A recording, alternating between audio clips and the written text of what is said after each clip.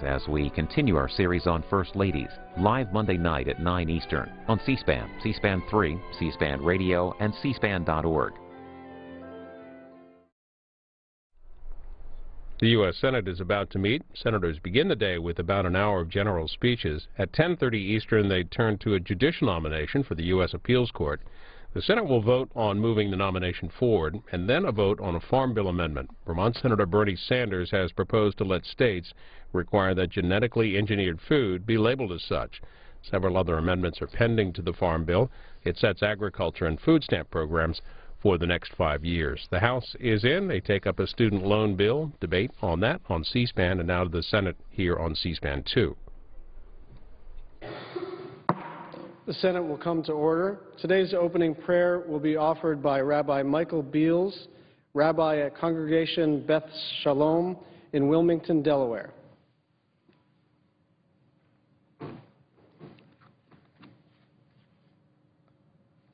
Let us join together in prayer. Rabbon Olam, Master of the universe, we send our first prayer to the residents of Moore, Oklahoma. May it be your will that those who are missing be found alive and be cared for. Send comfort to those who have suffered loss, and with the help of those gathered here, send the resources required to rebuild. Eternal our God, you commanded us to care for the widow, the orphan, and you commanded us to care for, so appropriate today, the stranger in our midst. Thank you for giving our nation these esteemed United States senators to help us as a nation fulfill the command to care for the most vulnerable in our midst. Into each of these honorable United States senators, you have implanted your divine spark. Help these senators, your humble servants, find a way of working together for the common good. In doing so, may they thus take their individual, holy inner light and join them together, creating one unified shaft of light so strong that it will shine clear up to the firmament above. We pray this in your sacred and holy name, and let us all say, Amen.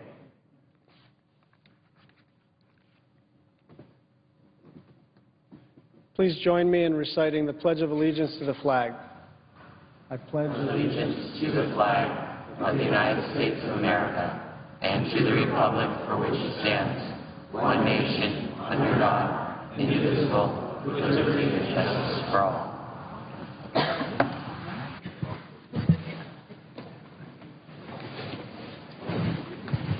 The clerk will read a communication to the Senate. Washington, D.C., May 23, 2013. To the Senate, under the provisions of Rule 1, Paragraph 3 of the Standing Rules of the Senate, I hereby appoint the Honorable Brian Schatz, a senator from the state of Hawaii, to perform the duties of the chair. Signed, Patrick J. Leahy, President pro tempore. Mr. President. Majority Leader. I'm going to have a few things to say, as will Senator McConnell, but now I would yield to my friend from Delaware, the junior senator from Delaware, and I would ask unanimous consent that when Senator McConnell and I finish our remarks that he would be recognized to speak for up to 7 minutes. Without objection. Thank you, Leader Reed, and thank you for the opportunity to briefly recognize and celebrate this morning's chaplain. Rabbi Michael Beals has served our community in Wilmington, Delaware, our country, admirably and with the strength of faith and foundation that you've heard in this morning's prayer. He is joined by his wife, Alyssa, a caring veterinarian, his daughter, Ariella, whose bat mitzvah was just celebrated, and his daughter, Shira, and many, many other family and friends. He has a wonderful and accomplished education, being ordained at the Jewish Theological Seminary and also having studied at the American University, the University of California, Berkeley, the Hebrew University in Jerusalem. In addition to his remarkable education, he is someone who is profoundly grounded in the calling, in the challenge of rebuilding. As you heard in his reflection, his prayer this morning, he is someone who cares deeply for the widow, the orphan, the stranger, and is true to the biblical calling of us to be witnesses to our communities wherever we might be found. I'm grateful for the chance to add his voice to the many who have brought this Senate into session year in and year out over the centuries, and I'm grateful for his friendship and his leadership in my hometown of Wilmington, Delaware. Thank you. Mr. President, with Majority Leader. With the Republican leader's consent, I would ask now that the senior senator from Delaware be allowed to say a few words regarding our guest chaplain today. Without objection. Thank you, Leader. Mr. President, Senator Coons and I spent a couple of lovely hours together in the synagogue of Michael Beals last Saturday as his daughter was going through bat mitzvah. I'll never forget that occasion. What a joy for everyone there, people from all over the country, and I know a source of family pride for the father, the mom, and for the rabbi to be there with their daughter on that special day. But to my colleagues, I would just say one of the things I pray for every day is that we'll find our way to a two-state solution in the Middle East that provides a homeland for the Palestinians, a capital for the Palestinians, and security for the people of Israel, and peace for the people of Israel. There's a great partnership in our state between Rabbi Beals' synagogue and my church, and a number of other churches of different faiths.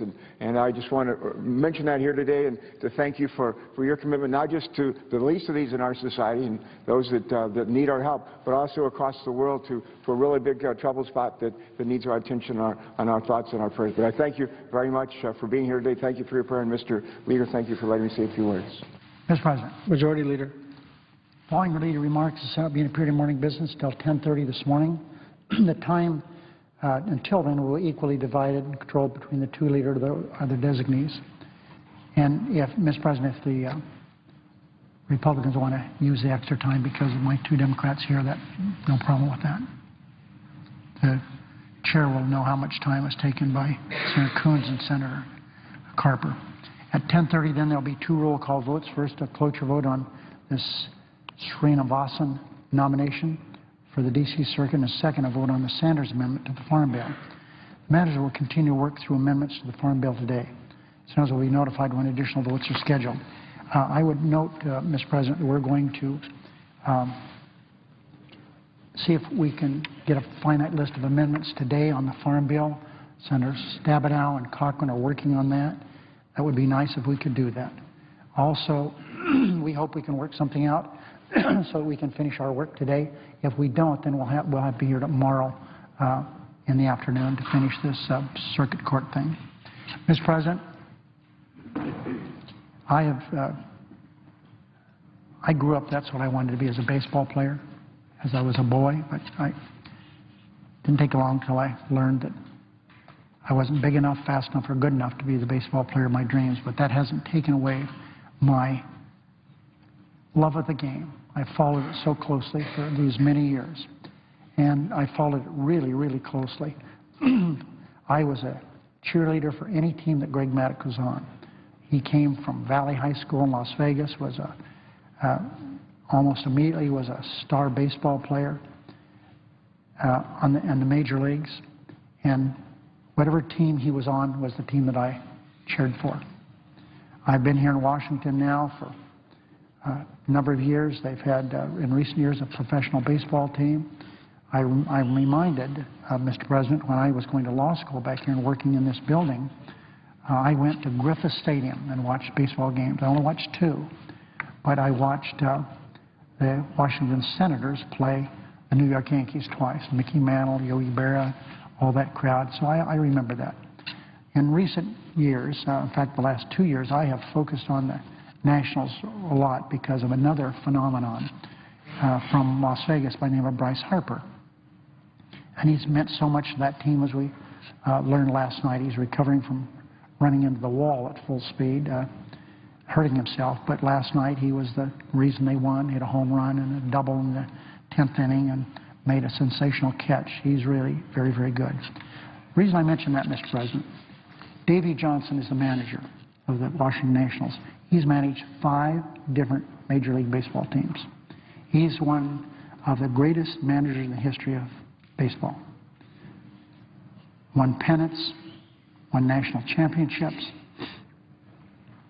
But what would the Washington Nationals be like today if he didn't have the ability to have the players he wanted. That someone would say, okay, you can have your third baseman, Ryan Zimmerman, but you have to wait. You're not going to get him at the beginning of the season. You can wait until August. We'll let him come in August. Or their first baseman, LaRoche. He's a good first baseman, Golden Glover, but you can't have him for a while. Wait for a few months and then we can bring him on.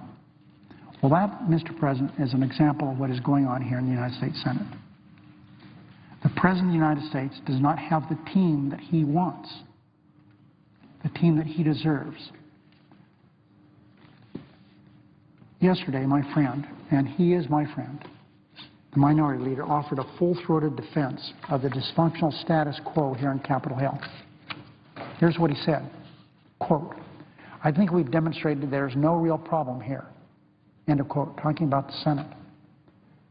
This he said yesterday on this floor. Congress has an approval rating that I don't even like to talk about. It's real low. Senator McConnell stood on the Senate floor and said things here in Congress are going just fine. I think it's safe to say Americans disagree. And, Mr. President, I'm on their side. Senator McConnell is free to defend this Republican-created logjam that exists in the Senate today. But I'll not join him in this defense. The problem of gridlock in Washington is real, and it must be fixed. I'm committed to making the Senate work again. These remarks I'm giving here today are only in an effort to get this body to work well. There is nothing sinister in what I'm saying. I just want the Senate to work well. I've been here a long time, Mr. President, and it didn't work this way before. Despite the agreement we reached in January of this year, Republican obstruction on nominees continues unabated, no different than it was the last Congress. The minority leader used strong words yesterday, accusing me of going back on my word. I take that accusation very seriously. It's true that in January, Democrats and Republicans entered into an agreement. Republicans agreed to cease the endless obstruction of presidential nominees. They agreed that they would work with us, quote, to schedule votes on nominees in a timely manner except in extraordinary circumstances, end of quote. Now, Mr. President, this is what he said, minority leader said. I just quoted that. He said it this year. I repeat, Republicans agreed they would no longer block the president nominees without extraordinary circumstances. Mr. President, look at the dictionary about extraordinary circumstances. Here's how it's defined. Going beyond what is usual, regular, or customary. That's not some definition I came up with. That's the definition in the dictionary. Extraordinary is defined as going beyond what is usual, regular, or customary. So, in return for their saying that's what they would do, we agreed that we would not consider any changes to the Senate rules outside of regular order. Democrats have kept our word. We intend to keep our word. We've not altered the rules. But since we entered into that agreement, Republicans have failed to hold up their end of the bargain. What they have done this past 5 months has not been usual, regular, or customary, as defined in the dictionary. Not only have they failed to work with us to schedule votes on nominees in a timely manner, they're doing everything in their power to deny the President his team and thus undermine Obama's presidency. So instead of throwing about accusations, let's look at the facts. Let's stick to the facts.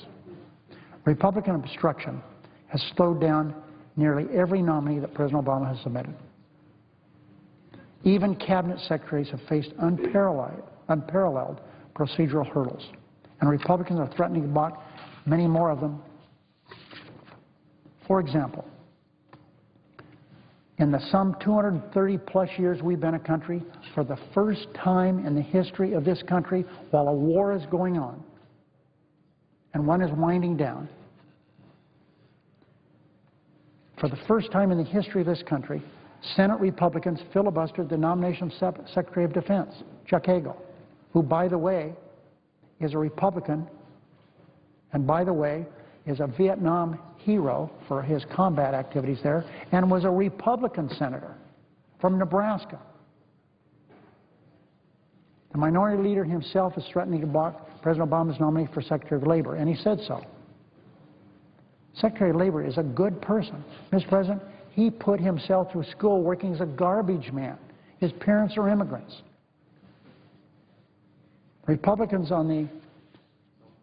No, Mr. President, what we have done here for generations of the Senate is we have hearings on these nominees, and that's the way it should be.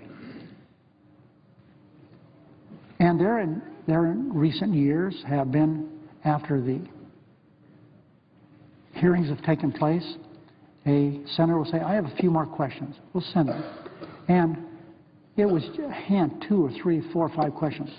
With Secretary Geithner, who has recently resigned as Secretary of Treasury, he got 28 questions. But, Mr. President, no, I'm going to finish my statement. Mr. President, we understand that now what has happened in these committees is that they ask all the questions they want in the committee. That's not good enough for them. 28 questions, not enough. For example, on Gina McCarthy, who wants to be head of the President's asked that she be his Director of Environment and Public Works, the EPA, I'm sorry. More than 1,100 questions were submitted to her after the hearing. Jack Lew, who has had basically many jobs in government, he had a full hearing. They gave him more than 700 questions to answer. This has gotten way out of hand. Anything that they can do to slow things down, that's what they do. Executive and judicial nominees who are ready to be confirmed by the Senate have been pending an average of 200 days, more than 6 months. Now, Mr. President, listen to that. Executive and judicial nominees who are ready to be confirmed by the Senate have been pending an average of 200 days. That's more than 6 months. The confirmation process has moved at glacial pace because of extraordinary Republican obstruction. Cloture has been filed on 58 of President Obama's nominees. 58. By this point in President Bush's term, cloture had been filed on a handful of nominees. But Republicans are not blocking these nominations because they object to the qualifications of nominees. We passed in this body something called Dodd-Frank. It was an answer to what was going on in Wall Street, the collapse of Wall Street. Richard Cordray, the nominee to lead the Consumer Finance Bureau, which is part of that bill that's now law, is a perfect example. He was nominated by the President of the United States almost 2 years ago, 23 months ago. Republicans aren't concerned about his ability to do the job. They're afraid, I guess, he'd do his job too well. He's extremely well qualified. If anything, they're concerned he might, as I said, actually do the job, protecting consumers from the kind of corporate greed that collapsed the financial markets in the first place. If he received an up or down vote here today, he'd be approved in a millisecond, however long it takes to call the roll. A couple of other examples. We talked yesterday about the D.C. Circuit. By statute, the D.C. Circuit, some say the most important court in America, more important than the Supreme Court, has 11 spots. Justice Roberts went to the Supreme Court in 2005. His spot has not been filled yet. We've tried, been 2 filibusters stopping them. We have 4 vacancies there. President Obama is the first president in more than 50 years who's not had an appointment confirmed at the D.C. Circuit. But it's not because we haven't tried. For example, Caitlin Halligan tried to get her for 4 years, filibustered twice. The seat she nominated, I repeat, was the seat that was vacated by Justice Roberts in 2005. 2005. Today it's 2013. Do the math. And now Republicans have forced a cloture on this nomination, even though Srinivasan was nominated by the D.C. Circuit a year ago. But even though it was reported out of the committee unanimously, no, we're going to stall. We're not going to have a vote on it. The nominee has wide bipartisan support, it appears, from both sides of the aisle. If it was reported out of the committee unanimously, I would assume that's the case. But neither stellar qualifications nor bipartisan support is enough to prevent Republican obstruction. According to a report released this month by the Nonpartisan Congressional Research Service, first-term judicial nominees reported out of committee unanimously have waited 9 times longer to be confirmed than under President Bush. President Obama's first-term district court nominees have waited 5 times longer than those previously. And first-term circuit court nominees have waited more than 7 times longer. Yesterday, this Republican leader raised the example of Wyoming judges' proof they're willing to support our nominees. Wyoming, as I indicated yesterday, there may be a more Republican state in the Union. I don't know where it is. I said, well, let's do him yesterday. Let's do him Wednesday. The Republican leader said no. It doesn't take a mathematician to figure why we have a judicial vacancy crisis in this country. We can talk about all the, well, we've cleared most of the calendar. I take the Senate's charge to advise and consent very seriously. But Republicans have corrupted the founders' intent, blocking qualified nominees for the slightest reason, if no reason. President Obama deserves to choose his team, just like Davy Johnson deserves to choose his team. I believe any president deserves his or her team. But Republicans have again and again delayed or obstructed the president's nominees. This Republican obstruction has created an unreasonable and unworkable standard where minor issues are raised as excuses to block major nominees or to require a 60-vote supermajority for confirmation. Before the Republican leader accuses me, Mr. President, of going back to my word, he should take a long look in the mirror. And he should spend some time in honest reflection of Republicans' own contributions to the gridlock threatening this storied institution before he claims that, quote, there's no real problem here. Mr. President, Republican leader. According to the Congressional Research Service, President Obama's had his cabinet nominees confirmed quicker than his predecessors during the same period, the second term, quicker. I don't know what the majority leader thinks advise and consent means. Listening to him, it means sit down, shut up, don't ask any questions, and confirm immediately. I don't think that's what the Founding Fathers had in mind. Talk about manufacturing a problem. Secretary of Energy, 97 to nothing. Secretary of Interior, 87 to 11. Secretary of the Treasury, 71 to 26. Office of Management and Budget, 96 to nothing. Secretary of State, 94 to 3 in just 7 days. 7 days. What we've just heard here, I'm afraid, from my good friend the Majority Leader, in spite of the baseball analogy, is that, and I read in the papers this morning, he's been meeting with his members, trying to get 51 votes to blow the Senate up. Now, we've got important issues coming down the pike. We want to finish the Farm Bill. We've been working hard to develop a broad bipartisan support for an immigration bill. We know what's going on here. What I fear is the Majority Leader is working his way toward breaking his word to the Senate and to the American people and blowing up this institution and making it extremely difficult for us to operate on the collegial basis that we've operated on for over 200 years. He wants to have no debate. Do what I say and do it now. This is the culture of intimidation that we've seen at the IRS, that we've seen at HHS, at the FCC, at the SEC, and now here in the Senate. Do what I say. When I say it, sit down, shut up, or we'll change the rules. We'll break the rules to change the rules.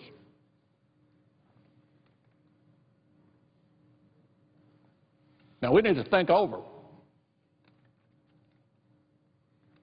how we conduct ourselves in this body. The Majority Leader has a very important position. It's not only to lead the party of the majority, it is also to protect the institution. What I hear lacking in that speech is any interest whatsoever in protecting the traditions of this institution. What I hear is we're going to get our way as rapidly as possible. You guys and gals, sit down and shut up. Don't ask too many questions. Don't make it take a week longer. You do what we say. And if you don't, we'll break the rules to change the rules. That's what this is about. So I want to make sure everybody understands where the majority leader has taken us. Make no mistake about it. The American people have given us divided government. That doesn't mean they expect us not to accomplish things. We're on the cusp of beginning an extremely important debate about the future of the country after the recess, but we know what's going on. And so what I hear here is the majority leader does not want to keep his word to the Senate or to the American people. And we'll take that into consideration as we move forward. Now, with regard to this D.C. Circuit nomination, talk about a manufactured crisis. This well-qualified nominee came out of the committee unanimously. We have been operating on confirming judges on the basis of coming out of committee. So the majority leader decided, okay, that's not good enough, we're going to do it now. And yesterday I objected to that simply because we have not had a problem here and we've been operating in a very collegial and sensible way. However, he's now manufactured something he can call a filibuster by filing cloture on a nominee we were prepared to confirm on an up or down vote a week from now. So we ought to confirm him now. And therefore, Mr. President, as I noted yesterday, Senate Republicans don't have a problem with an up or down vote on this pending nominee for the D.C. Circuit. Indeed, the day after his nomination appeared on the executive calendar for the first time, we offered to have an up or down vote on the nomination.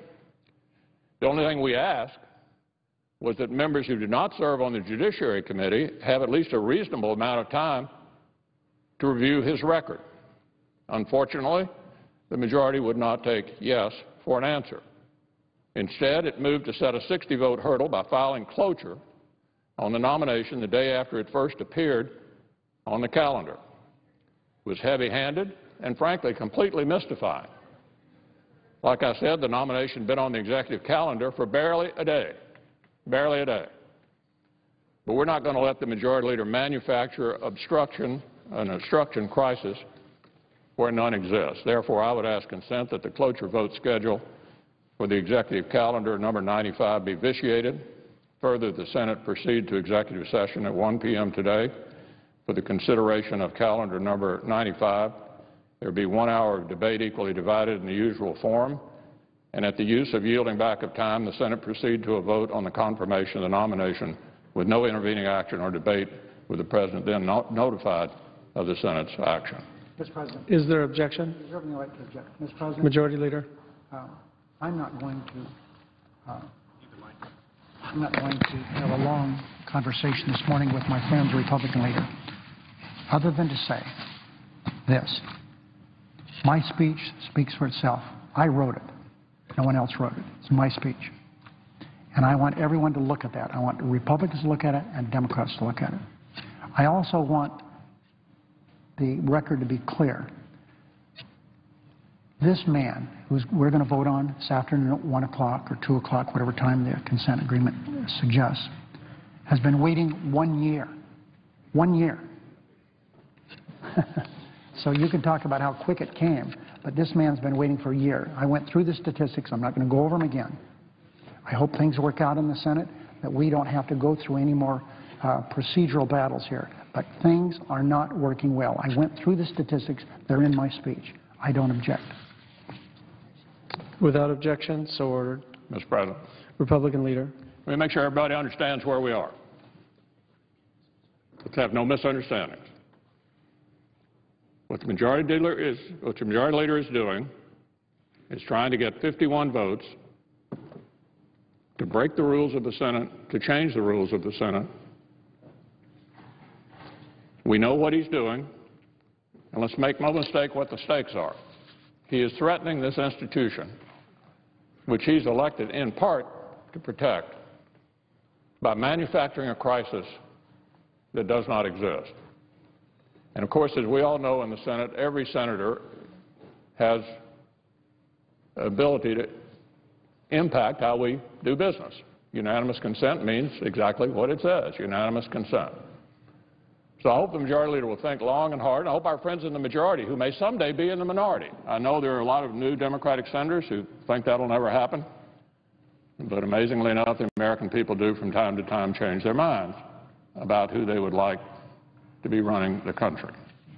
The shoe could be on the other foot. You never know when. I could have the job the Majority Leader currently has.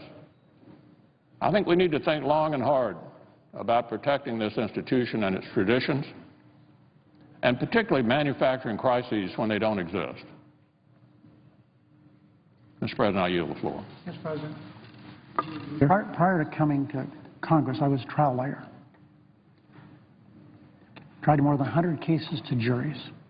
The jury decided what was right or wrong in that particular conflict. And I have the American people on my side with this conflict. They don't like what's going on in the Senate. And I have an obligation to protect the Senate. I know that, and my friend reminds me of that, and I think of it very often. I think of it every day when I have my weekly caucus with my 54 Democratic senators. I represent them. I represent the people they represent. I represent because the people they represent are Republicans, Democrats, and Independents. And I understand that. So I'm willing to take this case to the American people. I hope, Mr. President, that we can resolve any problems we have. But it is not right what's going on. And I submit my case to the American people. I submit my case to the American people. And I don't know what he's talking about. I had a very early meeting this morning. I haven't read the newspaper. Maybe there's something in there I'll have to deny. I don't know anything about the 51 votes. I look for 51 votes and all the time on many different issues. So, Mr. President, as I said, I don't want to have any animosity between me and my friend. He's a lawyer. I'm a lawyer. He represents Kentucky. I represent Nevada. We both represent our respective caucuses, and we both have an obligation to make this place work better. Mr. President. Republican Leader. Now I'd like to talk about a real scandal, not a manufactured crisis. Nearly 2 weeks have now passed since we've learned about the scandal at the IRS. The more we learn, the more troubling it becomes. It's now clear that this was about much more than one or two employees going rogue at some far-flung office out in the administrative hinterlands, as was first suggested.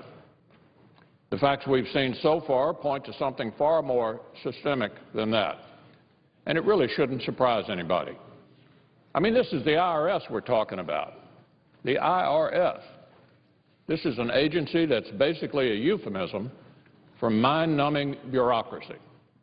The kind of place where you would assume nobody does much of anything without signatures and countersignatures from section chiefs and subsection chiefs and deputy office heads and secondary assistant deputy sub-associate directors, sort of like a Kafka novel without the laughs.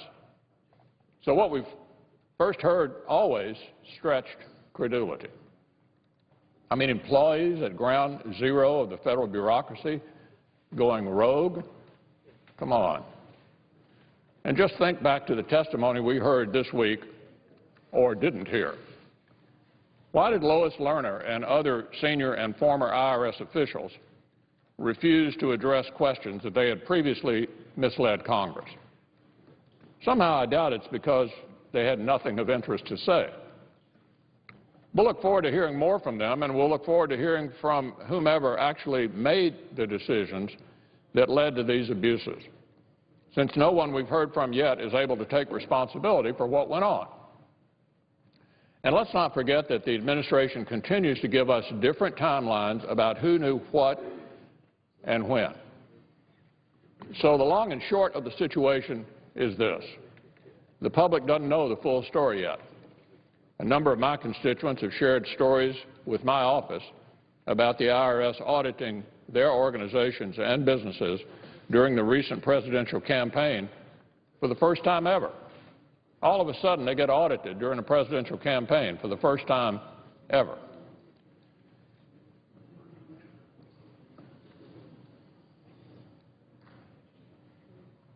I'd like to ask you all to, Mr. President, I'm sorry, I was distracted by the floor staff.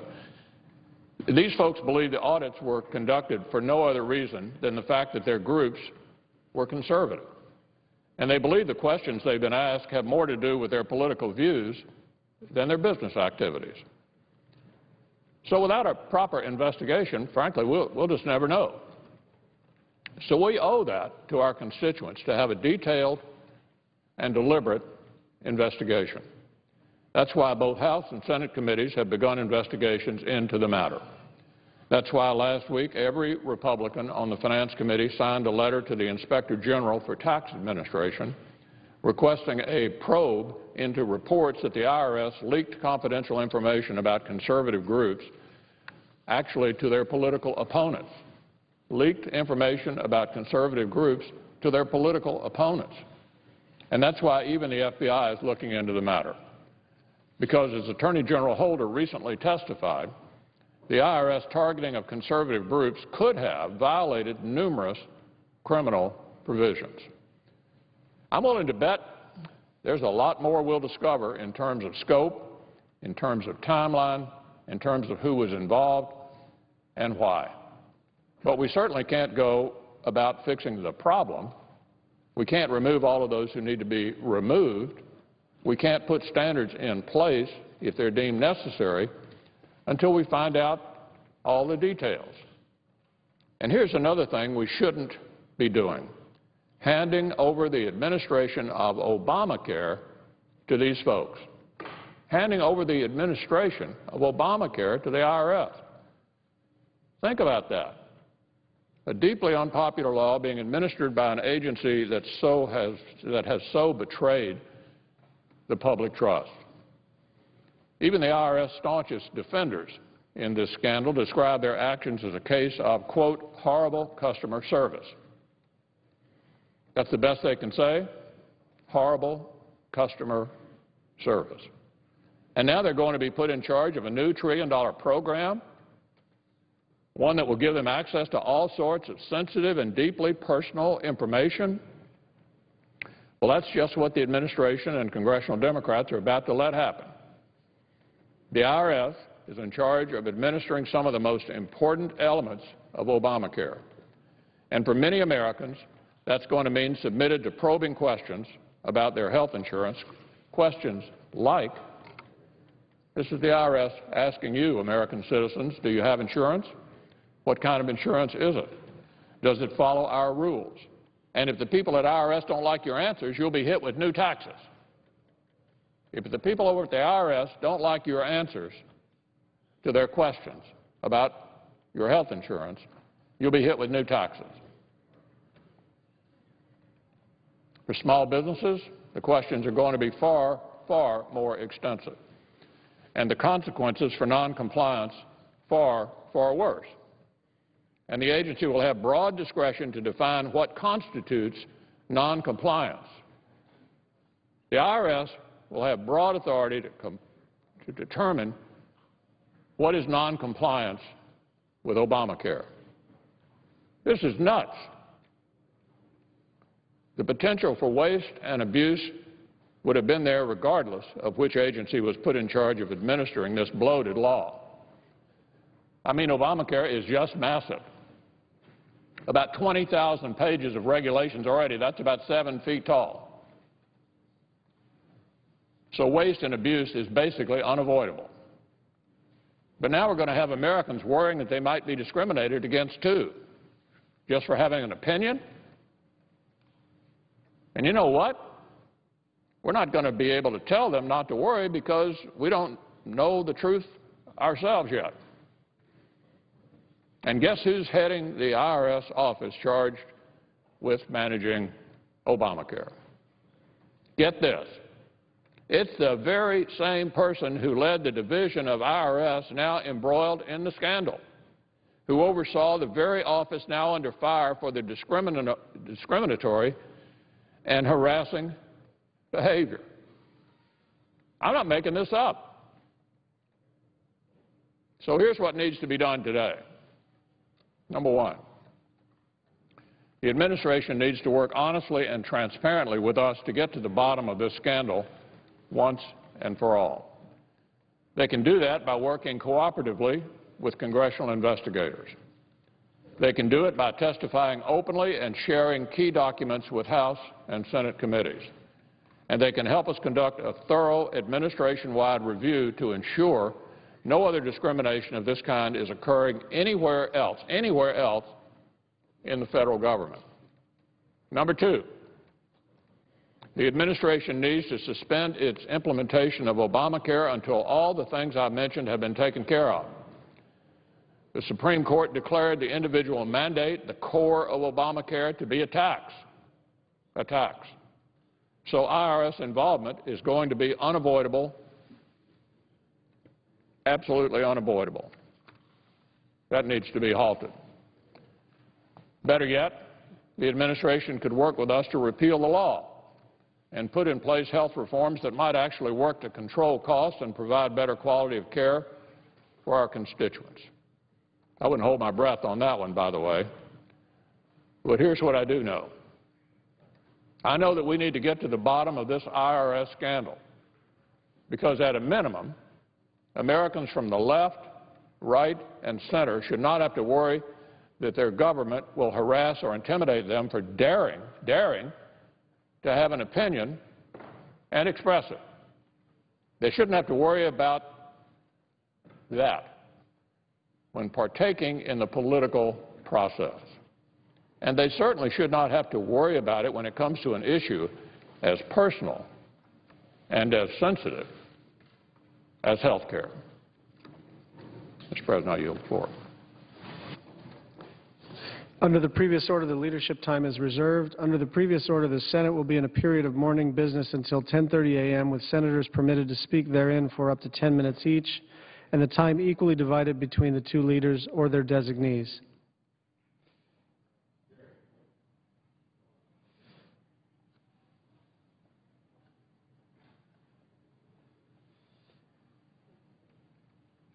President. Senator from Kansas. Mr. President, thank you. I asked to be recognized and also recognize the presence of my senior senator from Kansas on the floor. I'm here today to visit about an individual who died in Kansas recently that I'd like to pay tribute to. And there's many things that we admire about our folks back in our home state of Kansas, but one of those things that stands out to me is how strongly people care about their local communities and the citizens who live there. And it's demonstrated by volunteering at school and serving at their church or getting involved in public service. Kansans are often looking for ways to improve the lives of those that are around them. Former Kansas State Representative Melvin Minor was exactly one of those individuals. In Kansas, his family, his constituents lost a great man. He was a talented educator, highly regarded by his students, and a dedicated public servant. Mel was born in 1937 in a small central Kansas town of Arlington, and as a young man he attended Kansas State Teachers College, now known as Emporia State University, where he graduated in 1959. 6 years later, on July the 31st, 1965, Mel married Carolyn Fuller and spent the next 46 years together at her side before her passing in 2011. And together they raised two daughters, Gail and Mary Jo. Mel and Carolyn had a lot in common, especially their interest in education and in young people. In fact, they met while they were both working as teachers. For 15 years, Mel taught American government and Carolyn taught home economics at St. John's School District. Many of us can remember a favorite teacher who made an impact on our lives when we were growing up. Someone who taught us not only the facts and figures, but also instilled in us a love for learning and an interest in the world around us. Mel was just that kind of teacher for many Kansas high school students. St. John is a small rural community in central Kansas with less than 1,500 people. Many folks who live in St. John make their living on the farm, and Mel understood this way of life and could relate to his students from the farm because he too was a farmer. For more than a decade, Mel taught them about how our government works and invested in their lives. He helped broaden the horizons of those students and opened their eyes to new subjects and to new ideas. And upon learning of his passing, one of his former students said, quote, there was no better social studies and government teacher than Melvin Minor. After teaching government for 15 years, Mel decided to try his own hand at governing, and he campaigned for a seat in the Kansas State Legislature. He was elected, and he served Kansans in the 114th District in the Kansas House of Representatives for 14 years to follow. We all know that to serve in public office, it takes a great commitment from your family, but especially from your spouse. And for the Minor family, running for office was really a team effort. Mel and Carolyn made a great team, such a team that, in fact, Carolyn served as his campaign manager and treasurer. I had the privilege of getting to know Mel when I served as a state senator, and our terms overlapped for 6 years.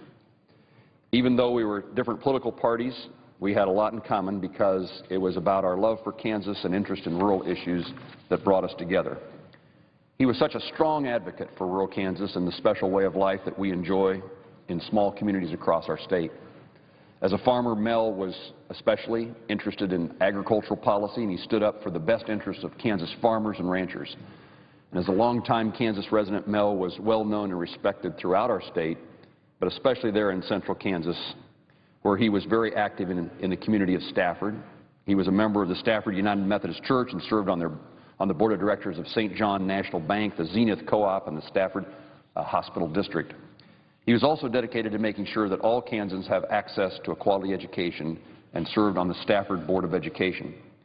During his time on the school board, he met another strong advocate for education, Ruth Teichman. After getting to know Ruth and witnessing her dedication to Kansans, Mel encouraged her to run for the United States Senate. Here it was, a Democrat encouraging a Republican to run. It took 8 years of prodding, but he finally convinced her, and she served Kansans for 12 years in the Kansas Senate. Ruth remembers Mel as someone who was never without a smile and someone who simply enjoyed life and spending time with people. Even when things weren't going his way, he was known for his saying, "The sun will come up tomorrow," and he took all of life in stride. His family and friends described him as someone who others went to for advice and counsel. He was known for his integrity, hard-working spirit, and dedication to the work at hand, whether as a teacher, a farmer, or a legislator. One of his former colleagues in the House, Dennis McKinney of Greensburg, eventually rose to become the minority leader in the Kansas House of Representatives and considered Mel his mentor when he began his political career. He remembers Mel as someone who always lived out the biblical command to care for those with the greatest needs. From the patients at Larner State Hospital to the youth at in the juvenile justice system, Mel was always looking for ways to serve his fellow Kansans and improve their lives. Dennis McKinney also remembers that Mel Minor had a great sense of humor. Dennis recalled one time when the two of them were the only two Democrats voting in favor of an appropriation bill in the Republican-controlled House of Representatives. Dennis was sitting behind Mel at the time and leaned forward to tell him that he felt a little bit awkward. Mel looked around the chamber, and with a glint in his eye, he told Dennis he didn't see anyone in the chamber registered to vote in his district. He said he wasn't concerned about the pressure from his colleagues, but was more concerned about doing what was right for the people who voted him into office. Mel lived each day to its fullest, and his commitment to his fellow man serves as an example for all of us. I extend, on behalf of Senator Roberts and I, our sympathies to the two daughters, Gail and Mary Jo, and to his grandchildren, Abby, Katie, and Barrett. I know they loved him dearly. He loved them dearly. And he will miss them, and he will miss them. They will miss him very much. I ask my colleagues in Kansas to remember the Minor family in our thoughts and our prayers as they face these days ahead. Mr. President, I yield the floor. Mr. President. Senator from Kansas. Mr. President, I thank my colleague from Kansas for a wonderful eulogy to a wonderful man, a teacher, state legislature, and just a very nice individual. And I thank you for that excellent eulogy. We will miss him. Mr. President, I understand that the distinguished chairperson of the sometimes powerful Senate Agriculture Committee will be on the floor to lock an amendment number 965 by Senator Sanders. And I want to rise in opposition to that amendment.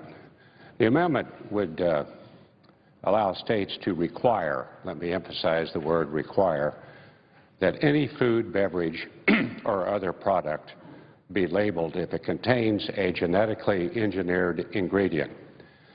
Now, that's how it's described mostly in this debate, a genetically engineered ingredient. I think it would be more accurately called a modern science to feed a very troubled and hungry world.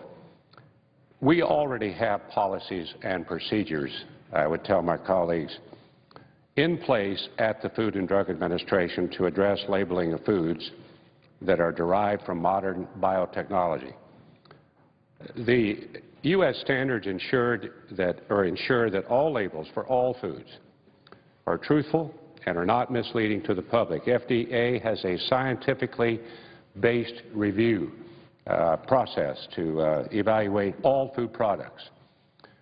The Food and Drug Administration states FDA has no basis for concluding that bioengineered foods are different from other foods in any meaningful or uniform way, or that as a class, foods developed by the new techniques present any greater safety concern than foods that are developed by a traditional plant breeding.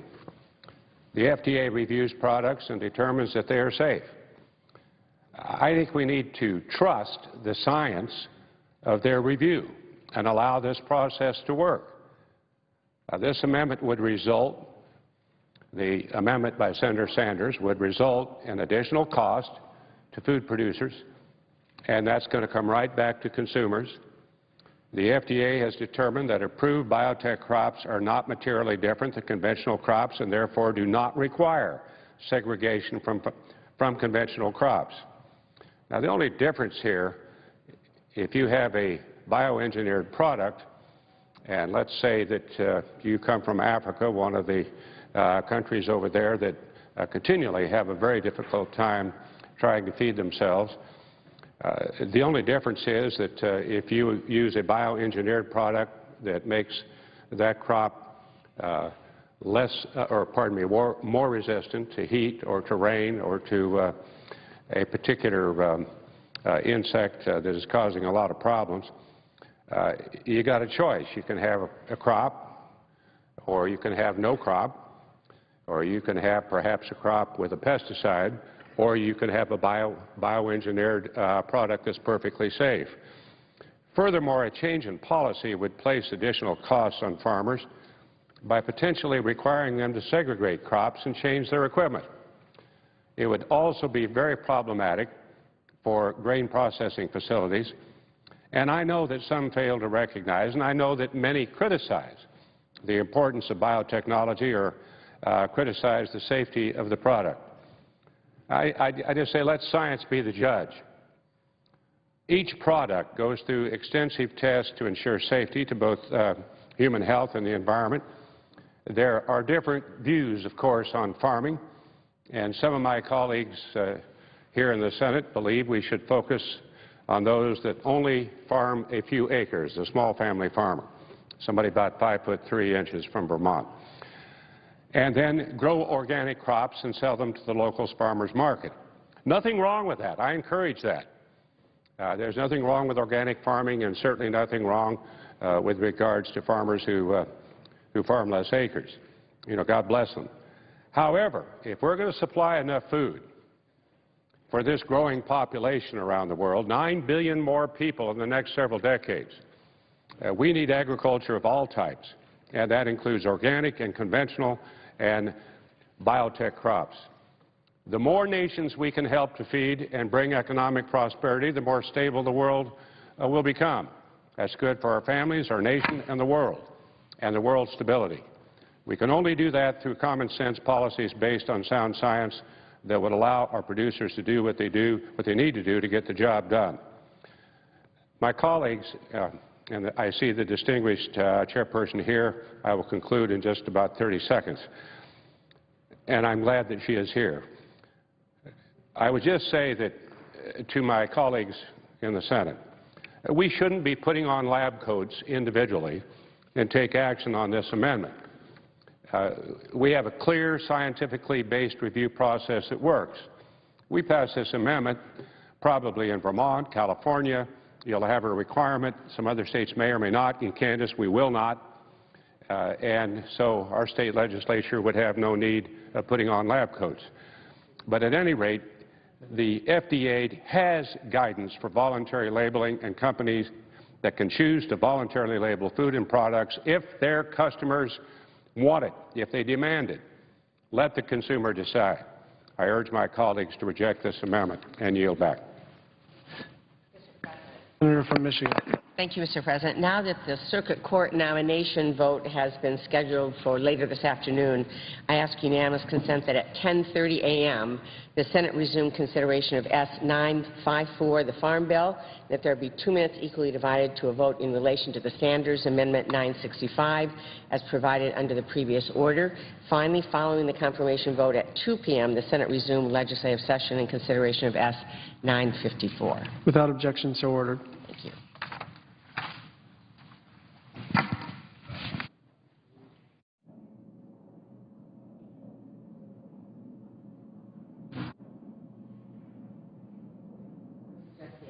President, suggest the absence of quorum. The clerk will call the roll. Mr. Alexander.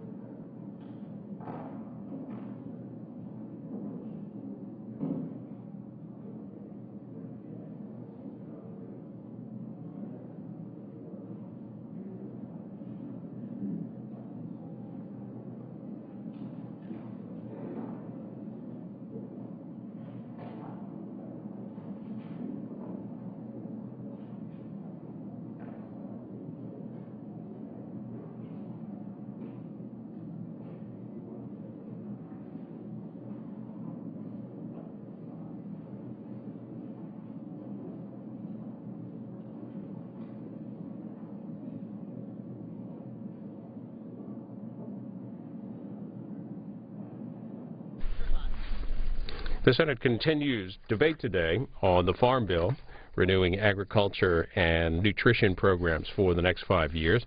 Expect an amendment vote shortly on an amendment by Bernie Sanders of Vermont dealing with genetically engineered food labeling. And later this afternoon, the House will vote on the nomination of Srinivasan, an appeals court nomination. 2 p.m. Eastern is when that's scheduled.